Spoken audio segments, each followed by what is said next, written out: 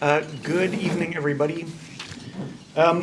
So a big part of Grebel's mission is for all of us to be encouraged to think beyond ourselves, to think about how we can make a positive difference in the world.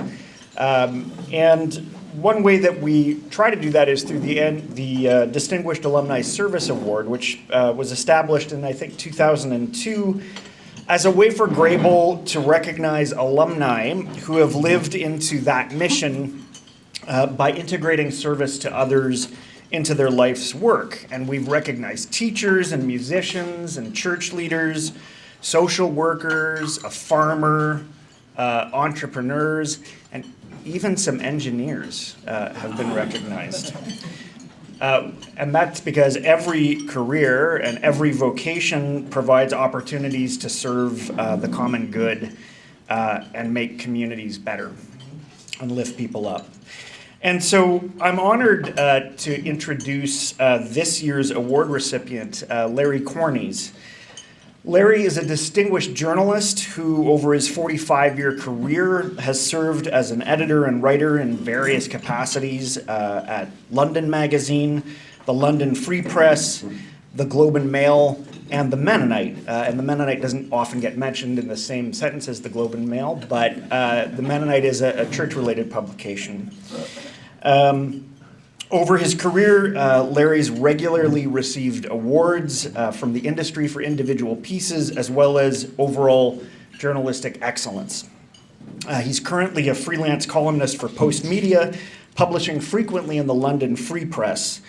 His recent pieces have included his take on Justin Trudeau's resignation, the search for a nuclear waste storage facility in Ontario, and Larry's critique of the presidents and CEOs of publicly funded institutions in Ontario, and that last one troubles me just a little. If you read through Larry's columns, you'll discover that there's certain hallmarks in his work, and that includes a concern for ethics and fairness in society and communities, an interest in unsung heroes and ordinary people, and also a knack for balancing criticism with empathy for and fair treatment of the very people he's criticizing. Larry's also a gifted teacher. He's taught journalism, law and ethics, news writing, feature writing, and opinion writing at Ryerson University, Conestoga College, and Western University. He's also advised the University of Toronto, Centennial College, and Sheridan College on ways to improve their journalism programs. Within the Grebel community, he's been an engaging member of our alumni committee and also served on the college's board of governors in the 1990s.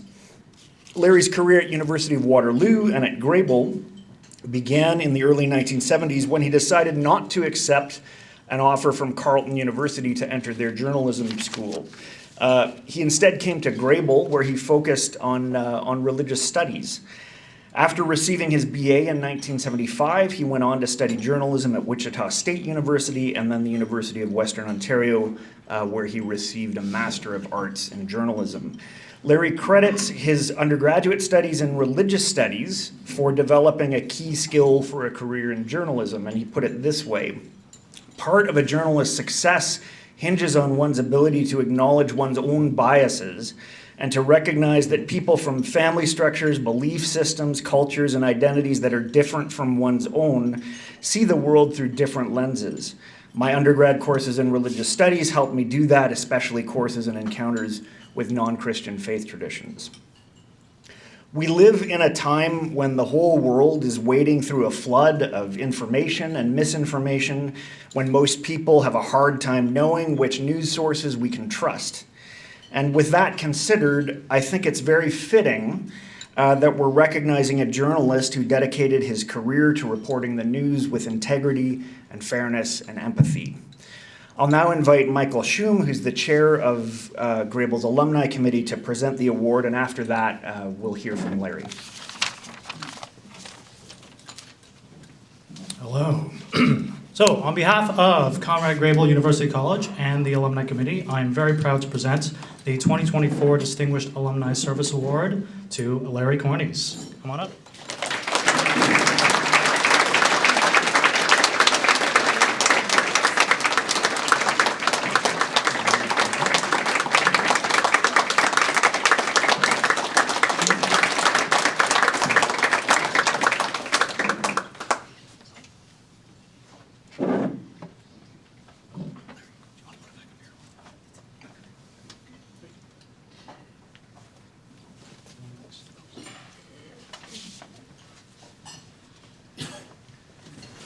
Well, thank you very much, Marcus, and to Fred, and to Michael, and please convey my thanks to the Alumni Committee as well.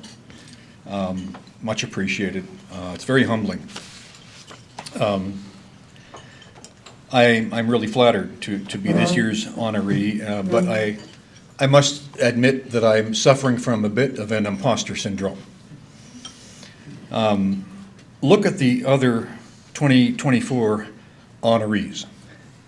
The Faculty of the Environment is celebrating a scientist who has worked with NASA and uses laser-based radar to evaluate the health of forests. The Faculty of Mathematics is spotlighting a woman who is running a multidisciplinary team at Google, investigating new uses for AI. Even United College, next door, is honoring a person who has won national and international medals for the advancement of Indigenous issues and philanthropy. I'm a guy who asks his wife if she can think of a topic for a column. Jacqueline and I began our lives together right here. We were married in 1974 and within 2 weeks moved into the campus host's apartment. Thank you to Claire, wherever she is, for letting us peek in this afternoon. Over the decades, Jacqueline encouraged and supported me in my career through my frequent travel, through the unpredictable rotating shifts in the newsroom, through days such as 9/11, when I barely had time to call her on the phone, let alone be with her. And I would not be in this spot without her. As Marcus was saying, I completed my undergrad degree here in 1975, but a decade later, when it became apparent that the only sure path toward a job in Canadian journalism was with a journalism degree, we weighed the options. Waterloo had no journalism program, let alone a master's. The choice was between Carleton and Western. So, thanks in part to a scholarship, London it was. Given that Waterloo has no journalism program or even a major, I'd like to spend a few minutes giving you all a crash course. You're auditing it, of course, so you should feel free to walk out anytime you please. Ready? Number 1, facts matter. Long before our age of misinformation, disinformation, truthiness, and factual elasticity, facts mattered.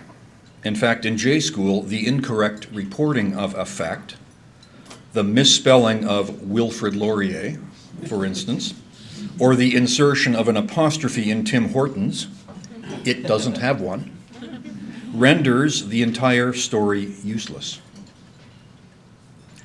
On a journalism school news writing assignment, you'd get an automatic 0. Why? If a reader, listener, or viewer can't trust you to get a fact right, they can't be expected to believe anything else you're going to tell them. Yes, it's a high bar, and we fail regularly. Closely related here is the use of language. The words we use matter. Their implications matter. Nuance matters. People's reputations, livelihoods, and sometimes their health depend on it. Cite your facts and choose your words with care. 2, seek to recognize and understand your bias. I was fortunate enough to have been raised in a loving home. I had 2 parents. They were farmers, not rich, but we always had a house, food, warmth, clothing, and a caring, supportive circle of family and friends. I attended church and church schools. I never knew poverty. I never experienced abuse. I had opportunities. Today, we'd say that I enjoyed a certain level of privilege. It was quite wonderful, but none of it helped me to identify with, much less viscerally understand, the plight of some of the people I met while telling their stories, especially on the courts, police, and social services beats. The level of brokenness in some families and relationships is profound. What did I know about a childhood of poverty? The struggles of a single-parent household, the pain of working through sexual identity, the generational trauma of one of our Indigenous neighbors.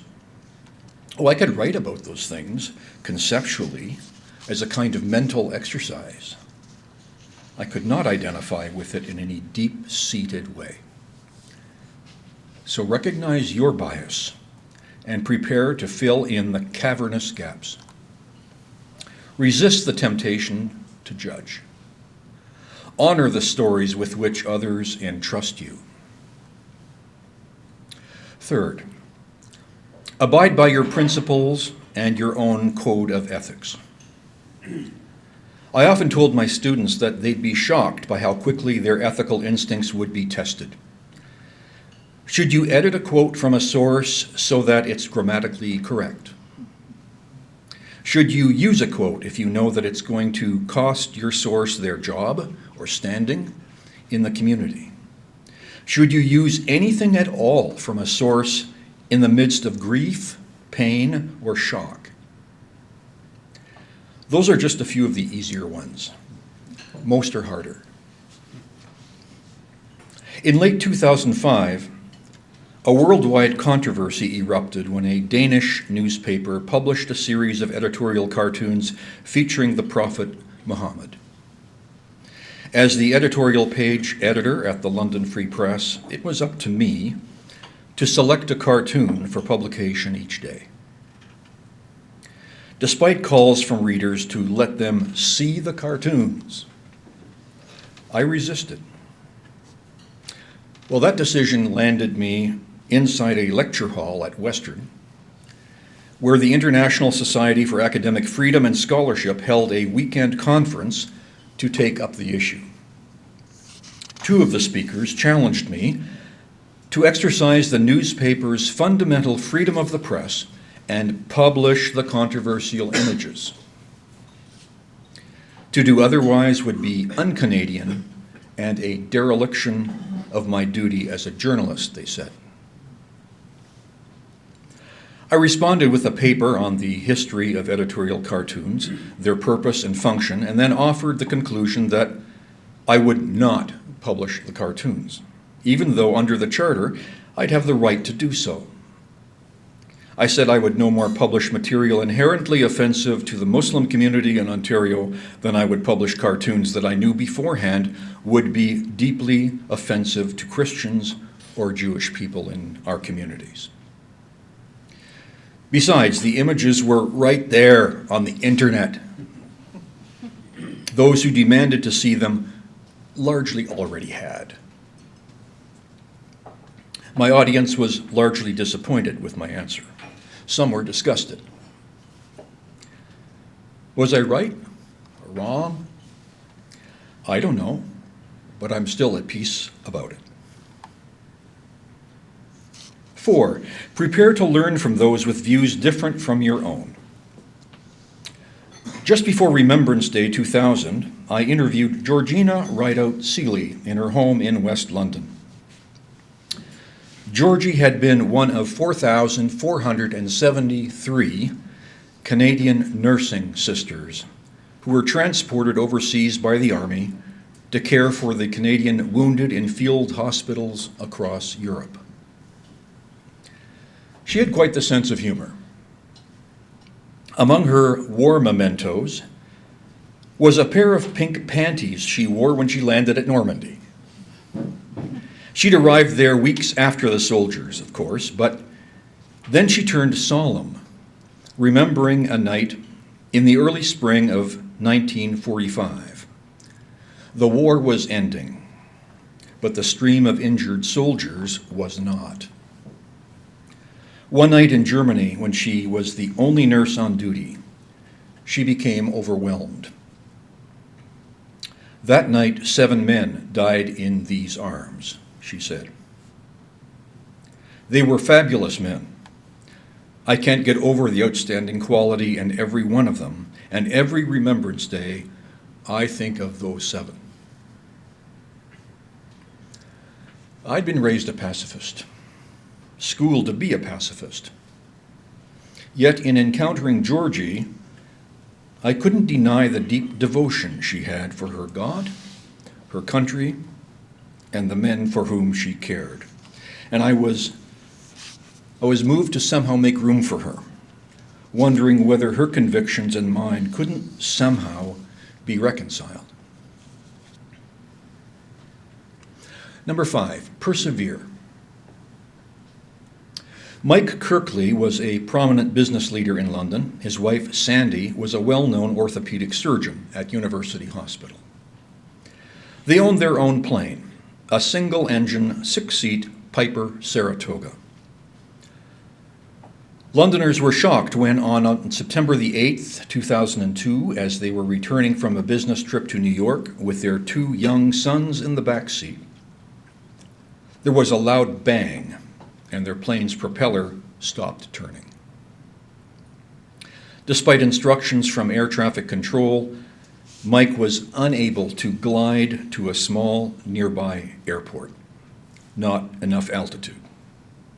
Instead, the plane crashed into tall trees in a New Jersey suburb and burned. A homeowner reached through the flames to pull the young boys, ages 8 and 5, to safety through the back of the plane. Aside from the tragic loss of a skilled surgeon and popular business person, what shocked the Kirkleys' friends was how this could happen to a pilot as meticulous and skilled as Mike in a fairly new plane. I wrote numerous columns about the case because I was determined to report on the cause long after other news organizations had moved on. I drove to New Jersey and toured the crash scene with the local sheriff. I sifted through the airplane manufacturer's airworthiness reports. I found and interviewed a Florida dentist who owned the same model of plane and had an identical experience, but survived. And I waited for the U.S. National Transportation Safety Board to finish its investigation. I checked with them every week, month after month. Finally, after more than 3 years, the answer. A faulty bolt, just like this one. It's a 5/16 bolt, 2 inches long. It's plated with zinc. It costs less than $1, but it is slightly cheaper than the cadmium-coated bolt that should have been there to fasten the spinning prop to the engine. What's the difference? Are there mechanical engineers here? You'll know the answer. Is it metal expansion? Metal expansion, rust, deterioration. The engine manufacturer had installed the wrong bolt, either by accident or to cut costs. They wouldn't say which. Sometimes a project worth doing takes years' worth of persistence. 6, practice empathy and preserve dignity. In the race against time that is daily journalism, it's easy to treat interview subjects and their families as mere figures and sources in stories rather than fully human beings with souls. We journalists meet those sources on the best days of their lives or the worst days of their lives, and very often somewhere in between. Part of a reporter's skill set is the ability to build trust and rapport with subjects in order to prompt genuine responses to our questions rather than just cliches. Sometimes that results in continuing the relationship long after the news moment has passed. In 1997, Catherine Newton, a 20-year-old science student at Western, was crossing Richmond Street in London on a Saturday night at a crosswalk when she was struck and killed by a drunk driver. On Monday morning, I gave John Herbert, my reporter, one of them, the most awful assignment in journalism. Knock on the door of the Newtons' home and ask about their daughter. Al Newton, Catherine's father, came to the door. John relayed his condolences and asked if he could talk about Catherine. Al closed the door momentarily, consulted with his wife, Pauline, and his two other daughters, then opened the door wide. They had a 2-hour-long conversation over family photos and through tears. John's empathy and the Newtons' dignified grace made for a robust, memorable story, one that the Newtons were pleased to see published. I kept in touch with the Newtons long after the tragedy that robbed them of their daughter. Pauline became president of Mothers Against Drunk Driving, and both Al and Pauline visited my classes at Western on several occasions, guest lecturing student journalists on how to deal with families in shock and grief. 7, listen deeply. Listen with the intent to really hear at every level. That's it, that's the tip. 8, expect to glimpse grace and a spark of the divine. During my career, I've interviewed people from all walks of life: social workers, statisticians, judges, murderers, scammers, ambassadors, prime ministers and premiers, artists, musicians, clergy, you name it. It's been said that journalism is a career where one experiences vicariously the lives and stories of thousands of other people. It's a career that will bring you nose to nose with some of the worst instincts and depravities among us. Got some extra time? Go down to the courthouse on Frederick Street, scan the dockets, pick a courtroom, go sit down and just listen. But journalism is also a career that offers opportunities to tell some amazing stories and thereby help rescue human dignity, exercise empathy, and promote compassion. And far more regularly than you might imagine, you'll glimpse the divine. You'll see people as creatures with souls, imbued with a kind of nobility, even majesty. You'll see the human condition up close and in detail. You'll become even more convinced of the human tendency to mess up. You'll see people as fallen and broken creatures, thirsty for a little grace, a little compassion, a little understanding. And with some regularity, you'll find yourself in a position to lend or generate it. You'll also bear witness to some incredible faith and courage. There, that's the course. The exams come with every assignment, every encounter, and every opportunity to engage with our fellow sojourners on this planet. So good luck. Thank you again for this honor, and thank you for your kind attention.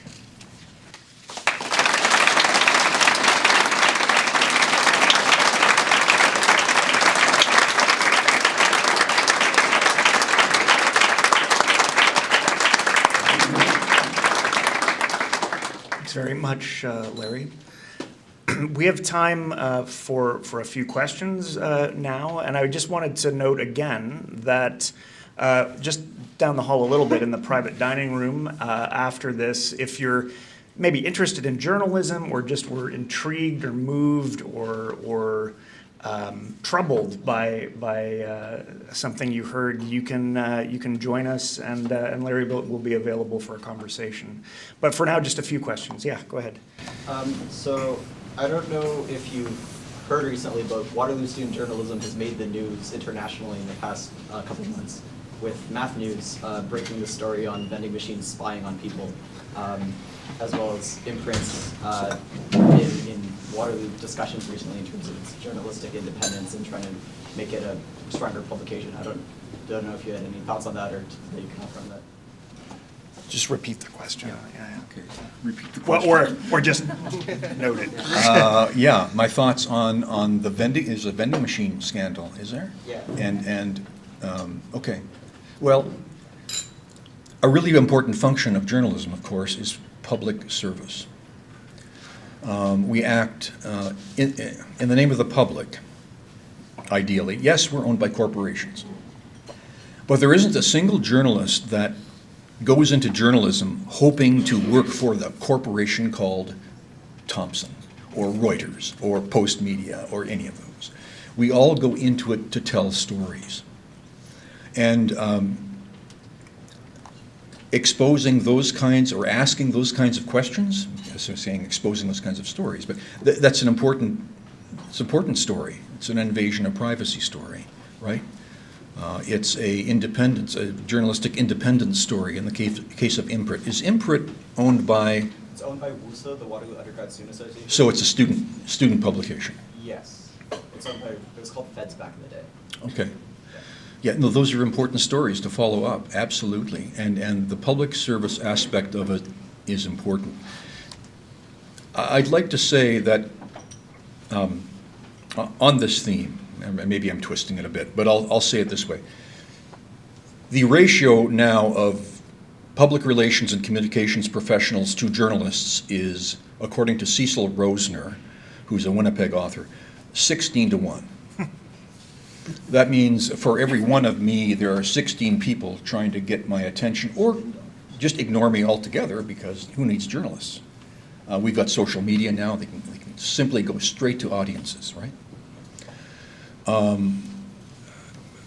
What I'd like to say is, when you graduate into your careers, you will undoubtedly come to work for an organization that will have its own communicators. And when you go to work for them, keep the public interest in mind. Sometimes that's going to mean challenging the people in that organization that want to tell a story a certain way, and it doesn't quite feel right to you. Muster the courage to say something like a reporter would say to an assigning editor. Your assigning editor might say, go to this particular event because I think this is the story there, go. And it takes some backbone for a reporter, especially a young reporter, to come back and say, you know what, yeah, that wasn't the story at all. I got a better one, or I can tell that differently. So as you go out into your careers, this is a long way from your question, I'm sorry. Whoops, I'm sorry. But bear that in mind. Bear the public's interest in mind. And don't be afraid to come back and tell organizations that, in fact, this is the story that we should be telling and not the one you're thinking about, right? I feel like there's a lot of, you get a lot of depressing news, and I think part of what sometimes makes it depressing is that it feels like we're hearing a lot of problems, but it's not causing a lot of solutions. And I was wondering if, to give hope, a bit of hope, is there a story that you wrote that had a particular, follow-up impact, just in the real world for the better? Yes, oh, absolutely. Many of them. I think one of the most inspiring stories I covered was very early in my career. In fact, it was when we were living in Kansas. And there were two young men named Kendall Workentine and Charles Epp, who decided that they would defy selective service in the United States and not register for the draft. It's a bit like draft dodging, but this was just a registration process. This was not even a draft process at this point. And to sit in that courtroom and to see those two young, soft-spoken men defy the wishes of the U.S. Justice Department with their heavy-duty lawyers, with a simple, my conscience won't let me do that. That was awe-inspiring to me. There are lots of stories where, yes, I've come away, and I'm going to blank out now on what they should be and what other stories I should tell you about, but There are lots of times, it's what keeps me in journalism, even now, writing a column every other week. It's those chances to become inspired oneself and then to relay that inspiration to others. Did that help? A little bit. A little, yeah. Thanks again. So we're at time. So first of all, join me again in thanking Larry for...